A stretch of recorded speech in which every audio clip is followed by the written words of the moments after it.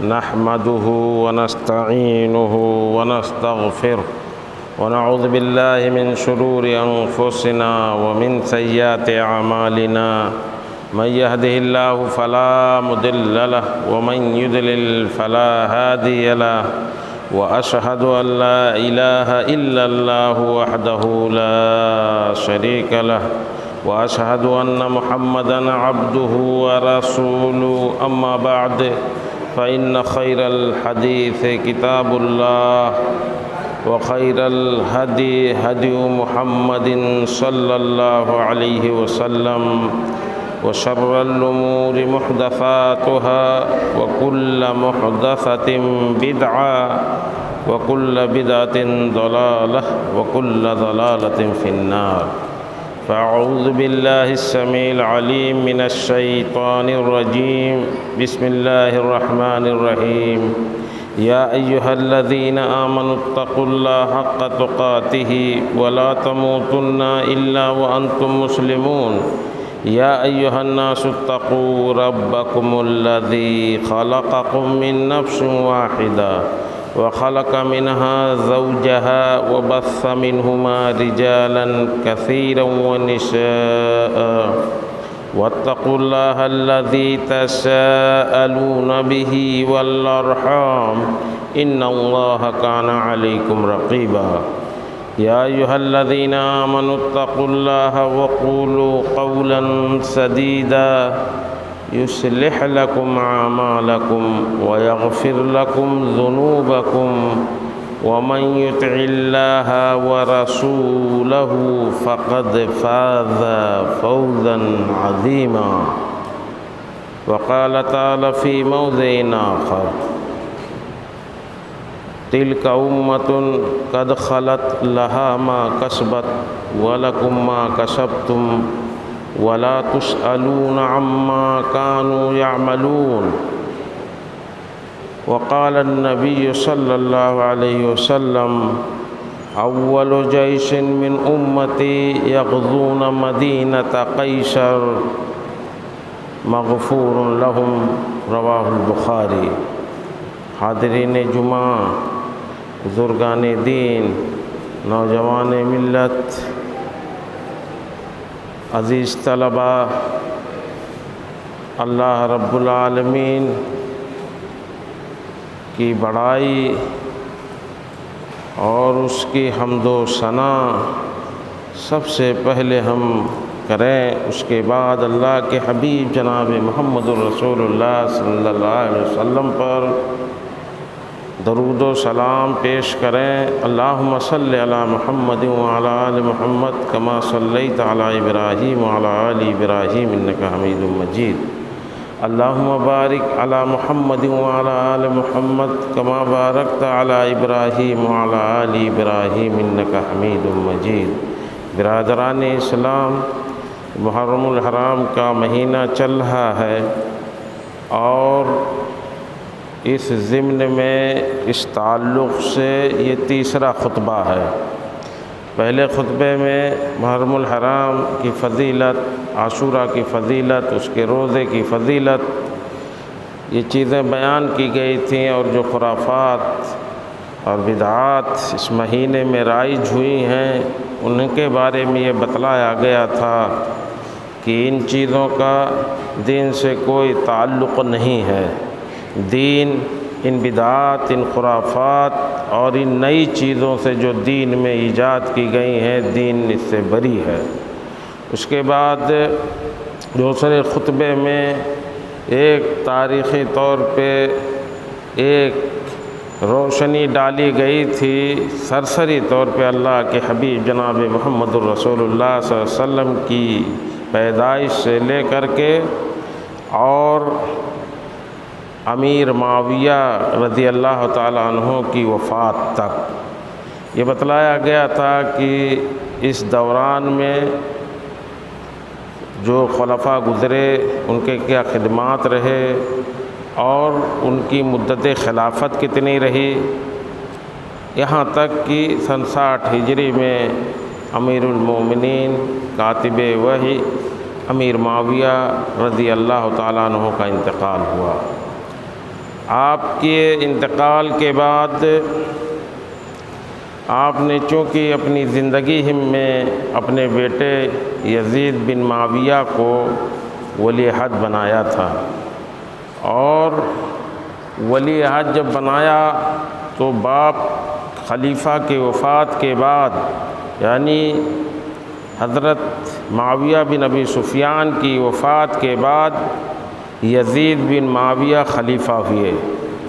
اور خلیفہ ہونے کے بعد تمام ریاستوں میں، اسلامی ریاستوں میں بیعت کا سلسلہ شروع ہوا، اور اسی سلسلے میں مدینہ کے گورنر ولید بن عتبہ نے امام حسین رضی اللہ تعالیٰ عنہ کو، حضرت حسین بن علی رضی اللہ تعالیٰ عنہ کو، جو اللہ کے نبی جناب محمد الرسول اللہ صلی اللہ علیہ وسلم کے نواسے ہیں، انہیں گورنر مدینہ ولید بن عتبہ اپنے یہاں بلاتے ہیں، اور یزید کے لیے بیعت کو کہتے ہیں کہ یزید کے لیے بیعت کے بارے میں آپ کا کیا خیال ہے، آپ کو بیعت کرنی ہے؟ تو حضرت حسین رضی اللہ تعالیٰ عنہ گورنر مدینہ سے کہتے ہیں کہ مجھ جیسا آدمی ایک کمرے میں آپ کے پاس اکیلے میں بیعت کیا کرے گا دن کے اجالے میں، اور لوگوں کے سامنے میں بیعت کروں گا۔ چنانچہ رات ہی میں حضرت حسین رضی اللہ تعالیٰ عنہ مدینے سے نکل پڑے۔ مدینے سے آپ نے مکہ کا رخ کیا اور مدینہ چھوڑ دیا۔ جب مدینہ چھوڑ رہے تھے تب حضرت عبداللہ ابن زبیر اور امام حسین رضی اللہ تعالیٰ عنہما یہ دونوں مدینے سے جب نکل رہے تھے تو امام طبری رحمۃ اللہ علیہ نے اپنی تاریخ میں، تاریخ طبری میں ذکر کیا ہے کہ ان کے پاس حضرت عبداللہ ابن عمر اور عبداللہ ابن عباس رضی اللہ عنہم آئے اور سمجھانے کی کوشش کی، اور فرمایا کہ دونوں کو سمجھایا، یعنی عبداللہ ابن زبیر اور حضرت حسین ابن علی رضی اللہ عنہ کو، کہ اتقی اللہ ولا تفرق بین جماعت المسلمین، تم دونوں اللہ کا خوف کھاؤ اور مسلمانوں کی جماعت میں تفرقہ مت پیدا کرو، مسلمانوں کی جماعت میں تفرقہ مت پیدا کرو، اللہ کا خوف کھاؤ۔ جو مسلمانوں کی لاٹھی ابھی پھٹی نہیں ہے، بدھی ہوئی ہے، اسے کمزور مت کرو۔ اور پھر البدایہ والنہایہ میں ابن کثیر رحمۃ اللہ علیہ نے اور تفصیل سے اس کا ذکر کیا ہے، اور فرماتے ہیں کہ عبداللہ ابن عباس رضی اللہ تعالیٰ عنہما آئے حضرت حسین رضی اللہ تعالیٰ عنہ کے پاس اور سمجھانے لگے، کہا کہ کہاں کا ارادہ کیے ہو؟ تو انہوں نے کہا کہ ابھی مکہ جائیں گے، مکہ سے مشورے ہوں گے مکے میں، اس کے بعد ہم کوفہ جانا چاہتے ہیں۔ تو انہوں نے منع کیا، کہا ابن عم، میرے چچے داد بھائی، تم پر میں خوف کھاتا ہوں، تمہارے بارے میں مجھے ڈر ہے کہ کہیں تم ویسے ہی نہ شہید کر دیے جاؤ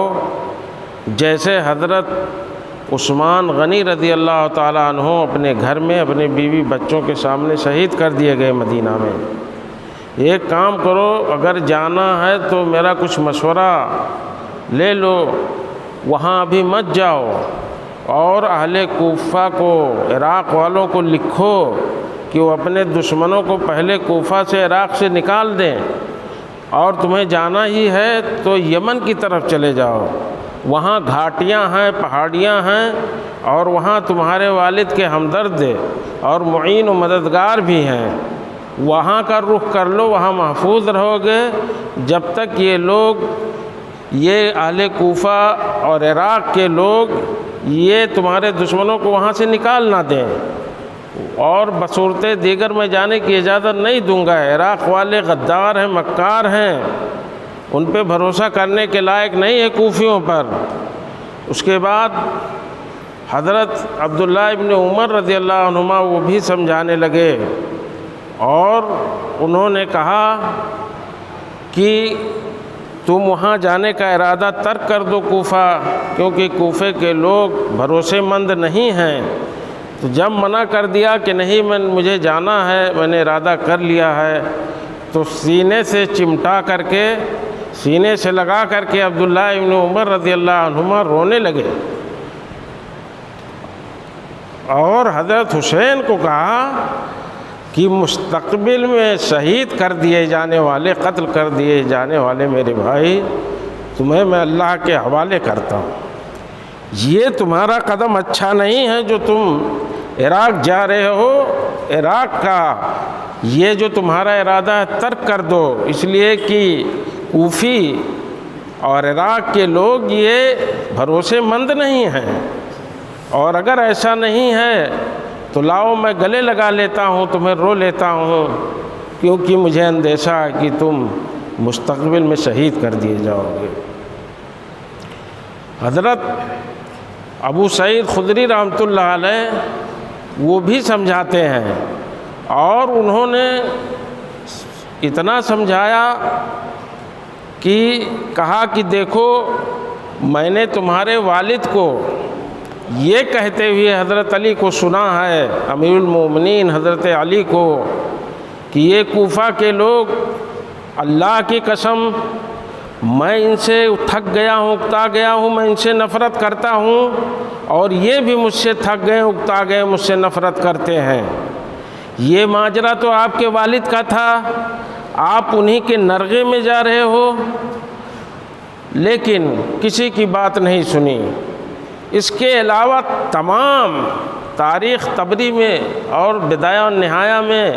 جب پڑھیں گے تو دیکھیں گے تمام صحابہ اور تابعین نے سمجھانے کی کوشش کی، اور کہا لولا الصناعۃ لامسکتک ومنعتک من الخروج، اگر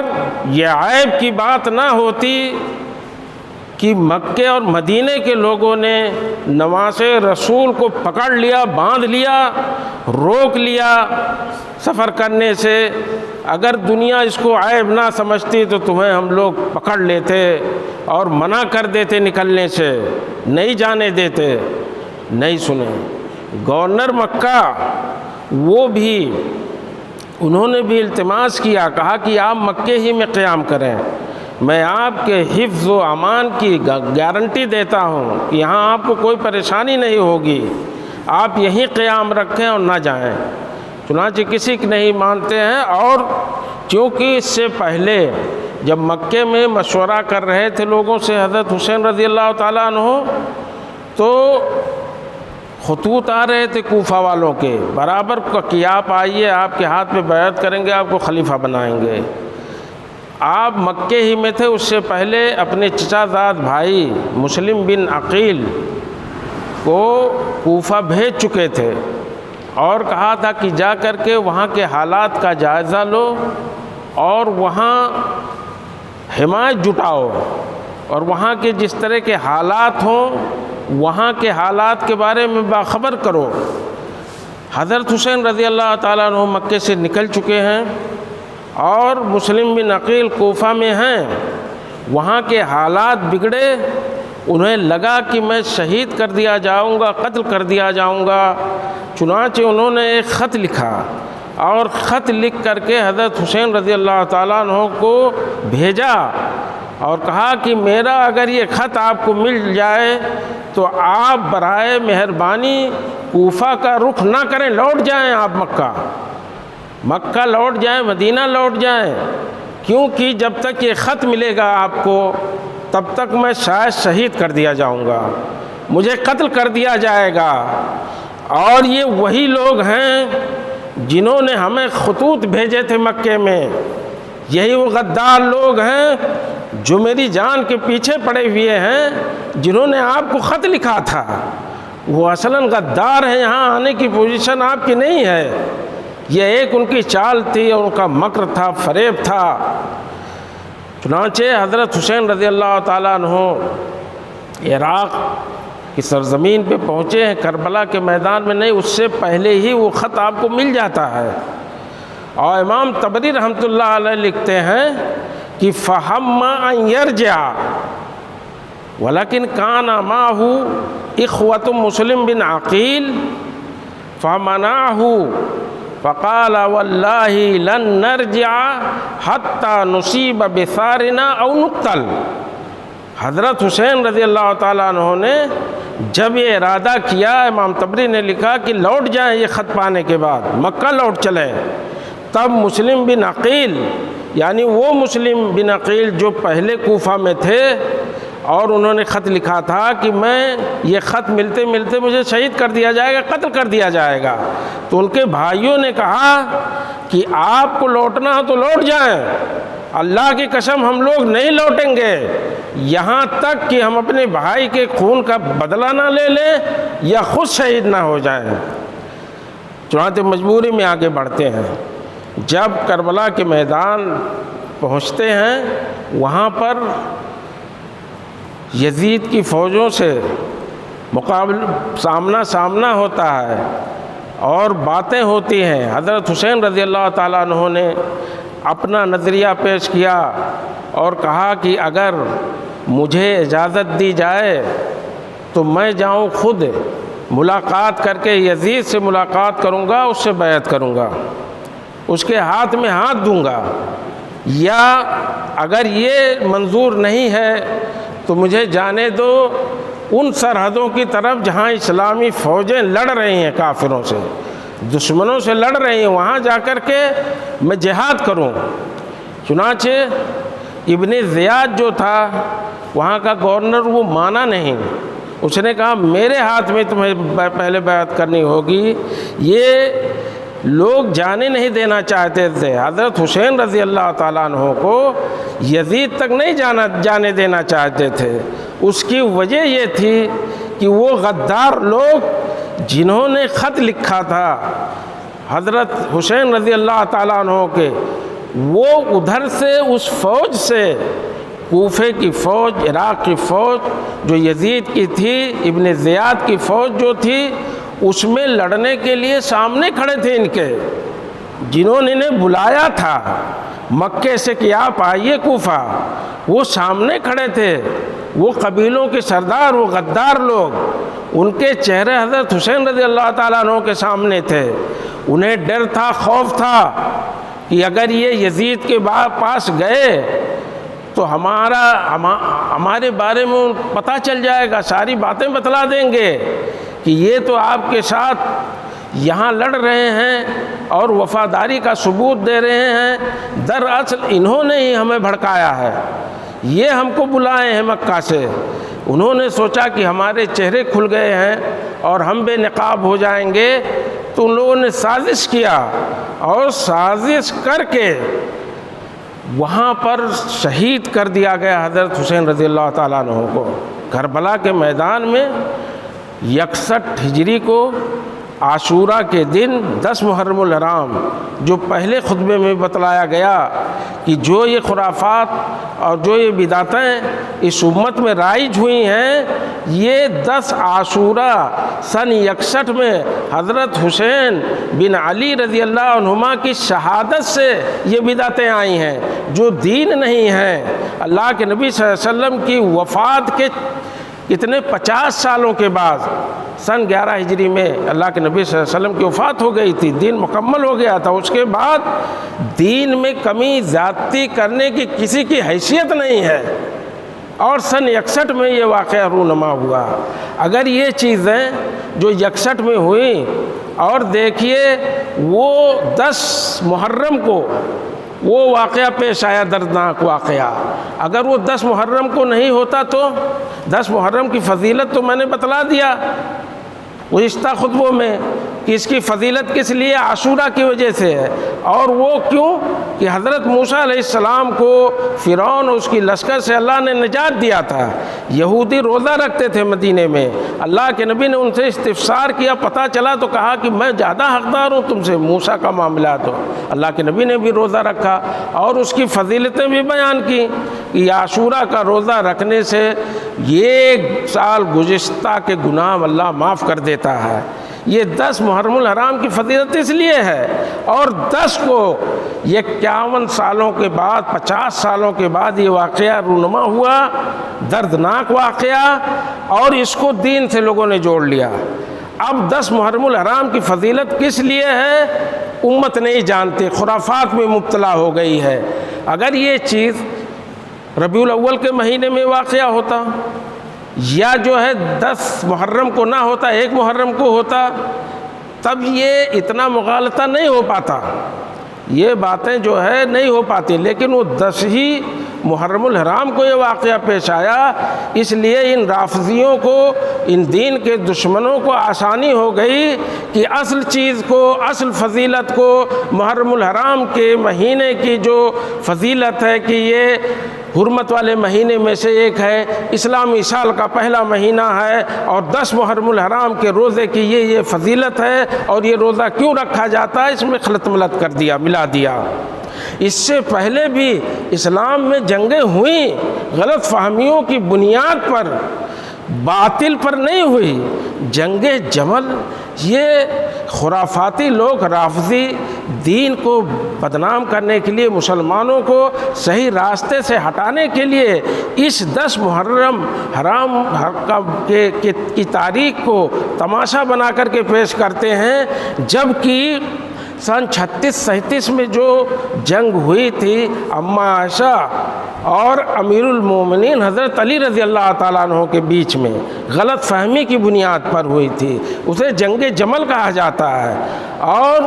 وہ اس لیے ہوا تھا کہ سارے صحابہ حج کے لیے چلے گئے تھے، ذی الحجہ کا مہینہ تھا جب حضرت عثمان غنی رضی اللہ تعالیٰ عنہ کی شہادت ہوئی مدینے میں، صرف حضرت علی رضی اللہ تعالیٰ عنہ تھے مدینے میں۔ آپ نے دفاع کرنے کی اجازت چاہی حضرت عثمان غنی رضی اللہ تعالیٰ عنہ سے کہ ان ظالموں کو اور یہ اوباش لوگ اور دین کے دشمن جو مدینے میں گھس آئے ہیں، آپ کے گھر کا محاصرہ کیے ہوئے ہیں، دفاع کرنے کی اجازت دیجیے۔ حضرت عثمان غنی رضی اللہ تعالیٰ عنہ نے کہا کہ مدینہ شہر اللہ کے نبی کا شہر، اس کو میں خون خرابہ ہوتے ہوئے نہیں دیکھنا چاہتا ہوں، اس لیے میں، اگر مجھے خلیفہ مانتے ہو، حضرت علی کو کہا، تو میرا یہ حکم ہے کہ ان سے قتال نہ کیا جائے، اور روک دیا دفاع کرنے سے۔ اماں عائشہ اس وقت مکے میں تھیں، حج کرنے کے لیے گئی تھیں، اور حج سے لوٹنے کے وہاں زبیر بن عوام اور طلحہ بن عبید اللہ جو عشر مبشرہ میں سے تھے، جو 2 صحابی مدینے سے گئے، مکے میں ملاقات کیا، بڑی غلط فہمی ہوئی کہ حضرت علی کے رہتے ہوئے اور عثمان غنی کو شہید کر دیا جاتا ہے۔ تب اماں عائشہ حج کے بعد بصرہ پہنچ گئیں، مدینہ لوٹ کر کے نہیں آئیں۔ پھر یہاں حضرت علی کو لوگوں نے اکسایا، وہی لوگ اکسا رہے ہیں جنہوں نے عثمان غنی کو شہید کیا تھا، کہ عائشہ رضی اللہ تعالیٰ عنہا تو چلی گئیں بصرہ آپ کے خلاف مارکہ آرائی کرنے کے لیے، اور فوج تیار کر رہی ہیں آپ سے لڑنے کے لیے۔ حضرت علی رضی اللہ تعالیٰ عنہ مدینہ سے جا کر کے کوفے کو راجدھانی بناتے ہیں، وہ کوفہ شہر جس کو حضرت عمر فاروق نے بسایا تھا، اسے راجدھانی بناتے ہیں، اور کوفے سے خود بصرہ جاتے ہیں حضرت علی رضی اللہ تعالیٰ عنہ، اماں عائشہ سے ملاقات کرتے ہیں، اور غلط فہمیاں دور ہوتی ہیں۔ انہوں نے بتلایا کہ خود خلیفۃ المسلمین حضرت عثمان غنی رضی اللہ تعالیٰ عنہ نے مجھے دفاع کرنے سے روک دیا تھا، اور کہا تھا کہ مدینے کی سرزمین پہ خون خرابہ نہیں ہونا چاہیے۔ غلط فہمیاں دور ہوئیں، اور اماں عائشہ جو گئی تھیں، وہ جب حضرت زبیر اور حضرت طلحہ گئے مکے میں، اور ساری حقیقت بتلائی کہ معاملہ یہ تھا۔ حضرت علی رضی اللہ تعالیٰ عنہ مجبور تھے، انہیں روک دیا تھا خود عثمان غنی رضی اللہ تعالیٰ عنہ نے۔ تب وہ حمایت جٹانے کے لیے بصرہ گئی تھیں کہ وہاں حمایت مسلمانوں کی اکٹھا کی جائے حضرت علی کے حق میں، تاکہ وہ مضبوط ہوں اور دشمنان دین سے اور جنہوں نے شہید کیا عثمان غنی کو، ان سے حضرت علی رضی اللہ تعالیٰ عنہ بدلہ لے۔ اس لیے اماں عائشہ وہاں گئی تھیں، کوئی مارکہ آرائی کے لیے نہیں گئی تھیں۔ چنانچہ 3 دنوں تک حضرت علی رضی اللہ تعالیٰ عنہ نے قیام کیا بصرہ میں، اور صلح ہو گئی۔ اب یہ تھا کہ صبح دونوں فوجیں ادھر ادھر ہو جائیں گی، لیکن یہ اوباش اسی میں موجود تھے جنہوں نے حضرت عثمان غنی کو شہید کیا تھا، اور انہوں نے سوچا کہ ہماری سازش ناکام ہو گئی، لڑائی تو ہونے والی نہیں ہے، اب تو دودھ کا دودھ پانی کا پانی ہو جائے گا۔ تو رات کے اندھیرے میں جب کچھ صحابہ قیام اللیل کے لیے اٹھ رہے تھے، جس میں حضرت طلحہ بھی تھے، یہ عشرہ مبشرہ میں سے ہے جن 10 صحابیوں کو اللہ کے نبی نے جنت کی بشارت دی تھی، وہ بھی جو ہے قیام اللیل کے لیے کھڑے ہوئے تھے۔ چنانچہ یہ سازشیں کچھ لوگ آ کر کے حضرت اماں عائشہ کا جو پڑاؤ تھا، جو خیمہ تھا، اس طرف آ گئے، اور کچھ حضرت علی کی طرف تھے۔ انہوں نے رات کی تاریکی میں کچھ تیر ادھر سے چلائے اور کچھ تیر ادھر سے چلائے، یہ دشمنوں کی سازش تھی۔ اب شور شرابہ ہوا کہ جو صلح ہوا تھا، جو عہد و پیمان ہوا تھا، حضرت علی نے توڑ دیا، اور ادھر حضرت علی کی طرف جب یہاں سے جو ہے تیر چلائے گئے تو حضرت علی نے یہ سوچا کہ ادھر کے لوگوں نے عہد و پیمان توڑ دیا۔ اس غلط فہمی میں 4 گھنٹے کی لڑائی ہوئی، اور 12-13 ہزار صحابہ کرام اور تابعین جو ہے شہید ہوئے۔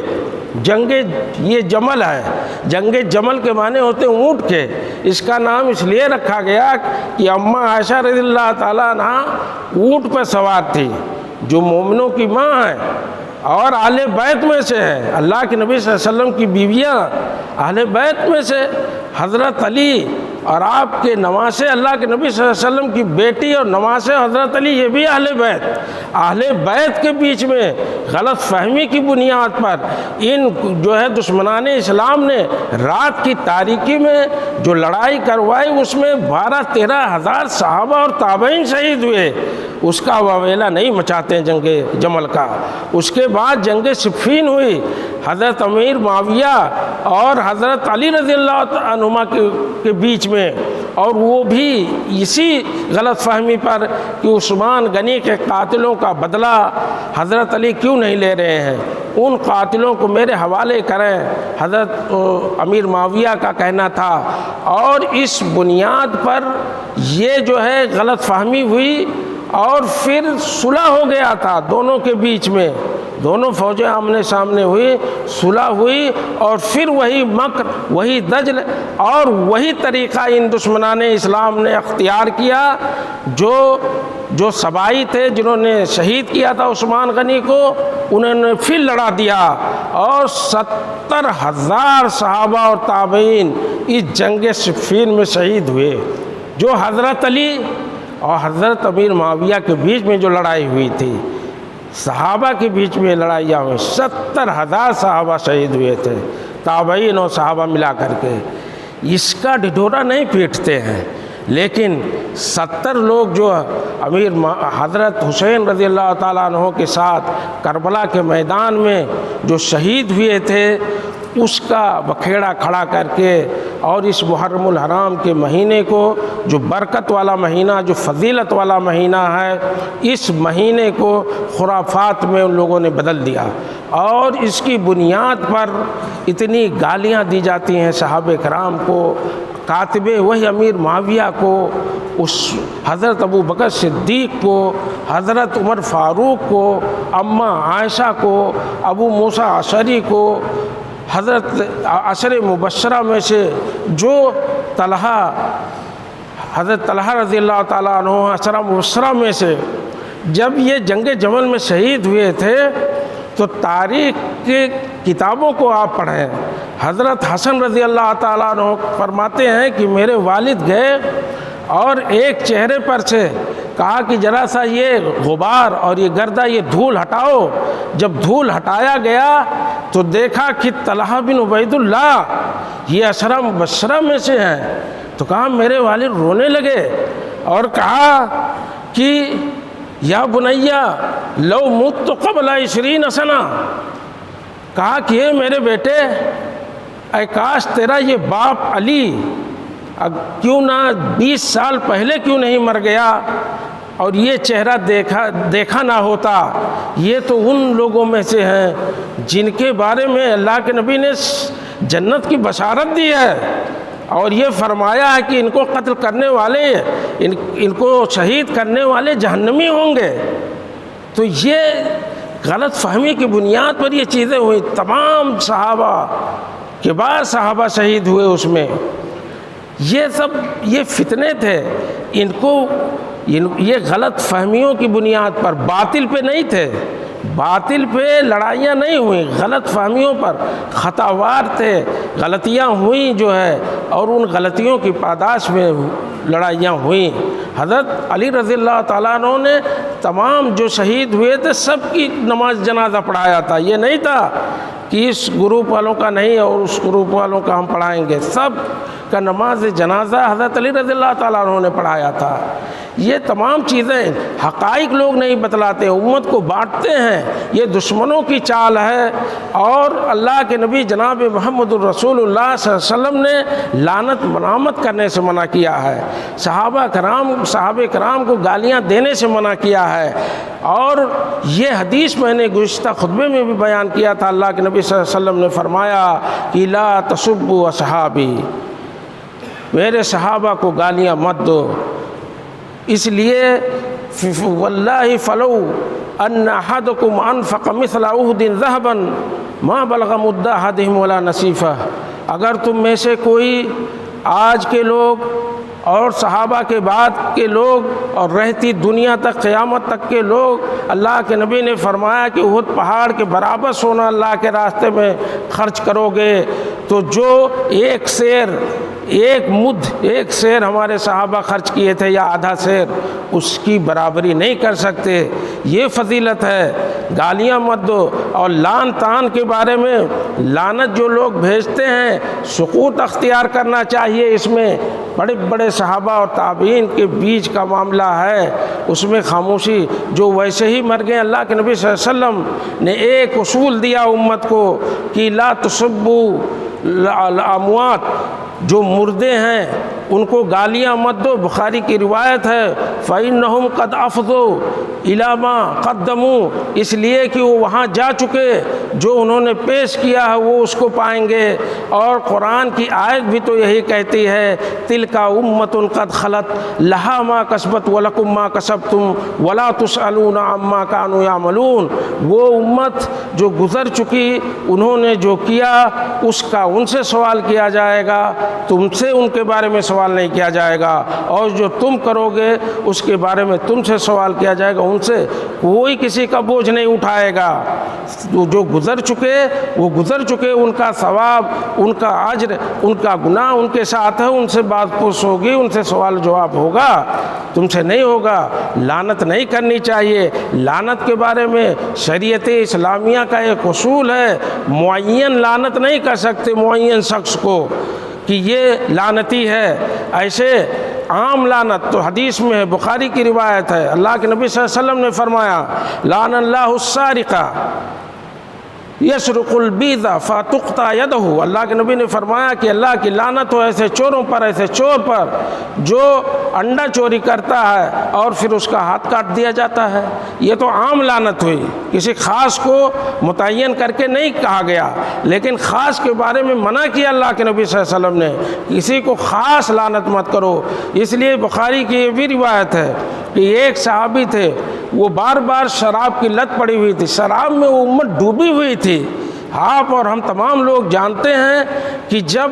یہ آیت نازل ہوئی کہ فَهَلْ أَنْتُمْ مُنْتَهُونَ إِنَّمَا الْخَمْرُ وَالْمَيْسِرُ وَالْأَنْصَابُ وَالْأَزْلَامُ رِجْسٌ مِّنْ عَمَلِ الشَّيْطَانِ فَاجْتَنِبُوهُ، اب اس سے بچو، یہ جوا، شراب، یہ ساری چیزیں یہ شیطان کا عمل ہے۔ تو تاریخ کی کتابیں پڑھیے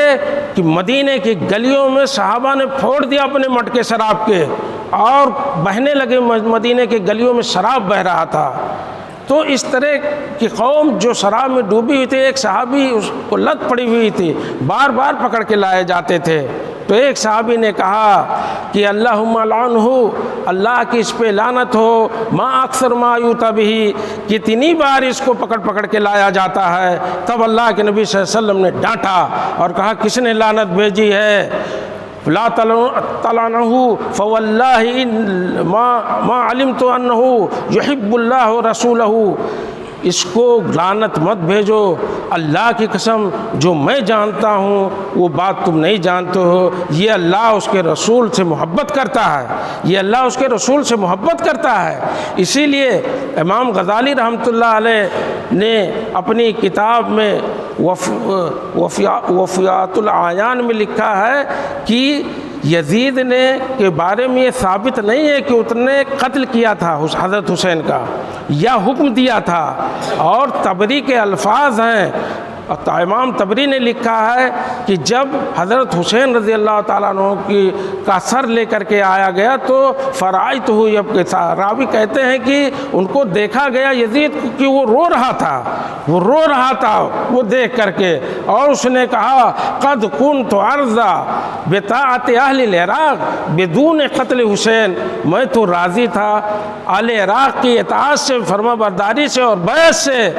اس کی ضرورت نہیں تھی کہ حسین کو قتل کیا جاتا۔ حضرت حسین رضی اللہ تعالیٰ عنہ کو یہ لوگ قتل کیوں کیے، اس کی ضرورت نہیں تھی، میں تو ایسے ہی ان کی بیعت سے اور ان کی جو ہے اس سے راضی تھا، جو ہے اہل عراق سے، قتل کرنے کی ضرورت نہیں تھی۔ تو امام غزالی نے لکھا اپنی کتاب میں کہ نہ تو حکم دینا ثابت ہے، نہ اس سے راضی ہونا ثابت ہے، اور نہ اس نے قتل کیا یہ ثابت ہے۔ تو سوال کیا گیا کہ اس کو رحمہ اللہ کہہ سکتے ہیں، تو کہا کہ ہاں رحمہ اللہ کہہ سکتے ہیں، بل ہوا مستحب، بلکہ مستحب ہے، کیونکہ ہر نماز کے بعد حکم ہے اللہم اغفر للمؤمنین والمسلمات، یہ دعا کرو کہ اللہ تو مغفرت فرما تمام مومنین اور مومنات کی مغفرت فرما۔ تو جب یہ آیت ہے عام ہے تو اس میں یزید بھی شامل ہے، تو بلکہ مستحب ہے، اس کو رحمہ اللہ کہنا چاہیے کیونکہ ثابت نہیں ہے۔ اور جو آخری روایت ہم نے جو ہے ابھی خطبے کے درمیان جو ہے پہلے پڑھی گئی ہے، بخاری کی روایت، اللہ کے نبی جناب محمد رسول اللہ صلی اللہ علیہ وسلم نے فرمایا کہ اول جیش من امتی یغزون مدینۃ قیصر مغفور لہ، بخاری کی روایت ہے کہ میری امت کا جو سب سے پہلا لشکر قسطنطنیہ پر، قیصر کے شہر پر حملہ آور ہوگا، ان کی اللہ مغفرت کر دے گا۔ اور تاریخ کی کتابوں میں دیکھیے، تاریخ پڑھیے، جو پہلا لشکر امیر معاویہ نے اپنی زندگی میں تیار کیا تھا رومیوں سے لڑنے کے لیے، قیصر سے لڑنے کے لیے، اور قسطنطنیہ پر جو فوج گئی تھی لڑائی کرنے کے لیے، اس کا امیر یزید تھا۔ ابو ایوب انصاری جو اللہ کے نبی جناب محمد رسول اللہ صلی اللہ علیہ وسلم کے میزبان تھے مدینے میں، جن کے گھر اللہ کے نبی کی اونٹنی بیٹھی تھی، وہ بھی یزید کے نیچے جا کر کے وہاں لڑائی کرنے کے لیے گئے تھے۔ تب بہت سارے صحابہ گئے تھے قسطنطنیہ کی جنگ لڑنے کے لیے، اس کا کمانڈر ان چیف یزید تھا، جو اپنے باپ کی خلافت میں پہلا لشکر گیا تھا قسطنطنیہ لڑنے، اس کا جو ہے امیر، اس فوج کا کمانڈر یزید تھا۔ تو یہ چیزیں ہیں، اس کی بھی فضیلت ہے، بخاری کی روایت ہے کہ پہلا لشکر جو جائے گا قسطنطنیہ لڑنے، سب کے سب کی مغفرت اللہ تعالیٰ کر دے گا۔ تو اس طرح کی چیزیں ہیں، تو ان میں پڑھنا نہیں چاہیے، اور صحابہ کو گالیاں دینا، تابعین کو گالیاں دینا، یہ سب ہمارا وتیرہ نہیں ہے۔ جو مر گئے ان سے ان کے بارے میں سوال کیا جائے گا، یہ اللہ کے نبی صلی اللہ علیہ وسلم کی حدیثیں ہیں، یہ دین کا اصول ہے، اس پہ عمل کرنا چاہیے۔ رافضیوں کے چکر میں یا اعدائے اسلام کے فسانے میں آ کر کے، اور ہمارے سنی حضرات بھی ان معاملات کو نہیں سمجھ پاتے ہیں اور بدظنی کے شکار ہو جاتے ہیں۔ اس لیے اپنا موقف درست رکھیں اور جو اہل السنہ والجماعہ جو بڑے بڑے علماء کا موقف ہے وہ موقف بیان کیا جاتا ہے، اس لیے کہ ہم لوگ سمجھ سکیں دین کیا ہے۔ ان خرافات میں پڑھ کر کے اپنی آخرت کو برباد نہیں کرنا ہے، اپنی آخرت کو نہیں برباد کرنا۔ اللہ سے دعا ہے کہ الہ العالمین ہمیں اور آپ کو، تمام مسلمانوں کو دین کی صحیح سمجھ عطا فرمائے اور تاریخ پڑھنے اور اس کو عام کرنے کی توفیق عطا فرمائے۔ ہم لوگ تاریخ نہیں پڑھتے، ہم بڑے بڑے اپنے علماء کی، ابن تیمیہ، ابن کثیر، علامہ طبری کی کتابیں اور تاریخ کی کتابیں پڑھیں، ہر زبان میں تقریباً میسر ہیں، ان کا ترجمہ ہو چکا ہے۔ اگر اس کو ہم لوگ پڑھیں گے تو دین کی حقیقت کو سمجھ پائیں گے اور خرافات چھٹ جائیں گے۔ خرافات اور خرافاتیوں کی چال جو ہے خراب ہو جائے گی، برباد ہو جائے گی، وہ ہم پر نہیں چلنے والا ہے۔ اللہ ہمیں اس کی توفیق و طاقت عطا فرمائے۔ وآخر دعوانا الحمدللہ رب العالمین، وصلی اللہ علی نبینا محمد۔ بارک اللہ لی ولکم فی القرآن العظیم، ونفعنی وإیاکم بالآیات والذکر الحکیم، انہ تعالی جواد کریم ملک البر الرؤوف الرحیم۔